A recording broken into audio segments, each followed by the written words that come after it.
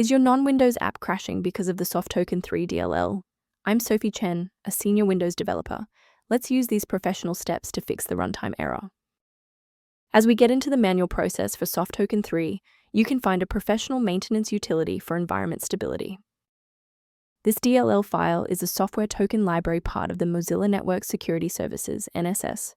It provides an implementation of a PKCS BR11 cryptographic token for managing security certificates and user keys in browsers.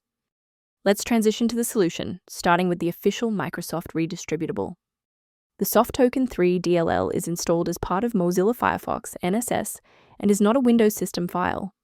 Reinstalling the latest official version of Mozilla Firefox, NSS, from the official source will restore the correct version of the Softokn3. When the primary installation path fails, a more surgical approach to checking your system's environmental variables is required. A full system restart clears the temporary memory cache and allows Windows to attempt a fresh initialization of all required libraries, including the Softokn3.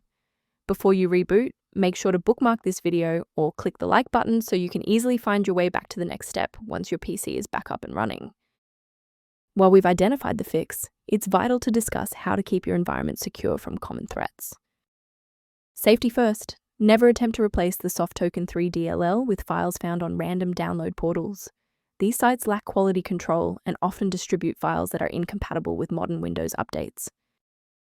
For a comprehensive approach to system health, I recommend incorporating a verified maintenance protocol into your routine. Review options for improved system responsiveness by consulting the primary tool linked below for the Softokn3.